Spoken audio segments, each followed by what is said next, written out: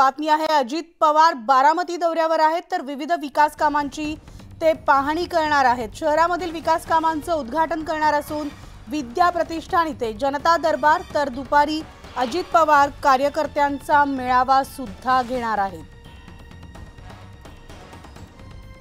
आणि याविषयी आपण सविस्तर अपडेट जाणून घेणार आहोत। आमचे प्रतिनिधी जितेंद्र जाधव आपल्यासोबत आहेत। गुड मॉर्निंग जितेंद्र, सकाळचे 8 वाजता आहेत। अजित पवारांचा आज बारामती दौरा आहे, विविध विकास कामांची पाहणी ते करतायत।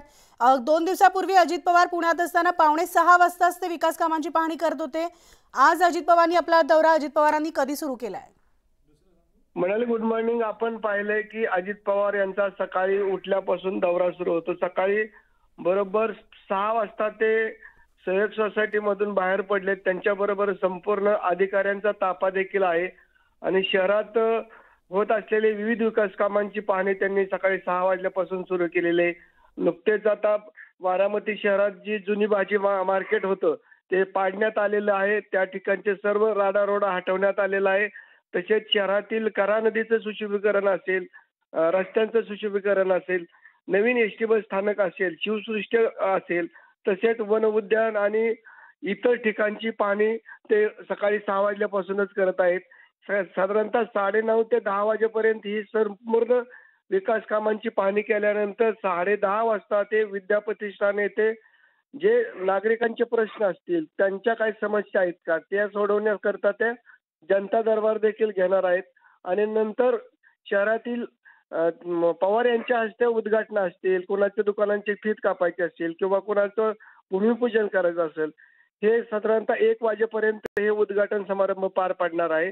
आणि 1:30 वाजता नुकत्याच बारामती तालुक्यातील 30 ग्रामपंचायतीची निवडणूक झाली होती। त्याच्यामध्ये निवडून आलेले निर्वाचित सरपंच, उपसरपंच आणि सदस्यांचा ते सत्कार करणार आहेत। आणि नंतर त्याच ठिकाणी ते जनता आपला कार्यकर्ता मेळावा देखील घेणार आहेत। आपण पाहिले की हिवाळी अधिवेशनामध्ये अजित पवार गेल्या अनेक दिवसापासून नागपूरला होते।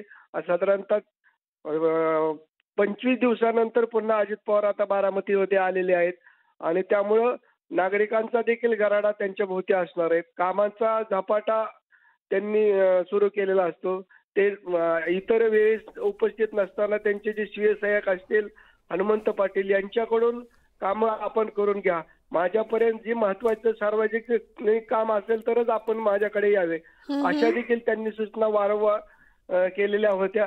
आज जनता दरबारामध्ये देखील मोठ्या संख्येने नागरिक त्या ठिकाणी गर्दी करताना आपल्याला पाहायला मिळतील। म्हणाली। धन्यवाद जितेंद्र या सविस्तर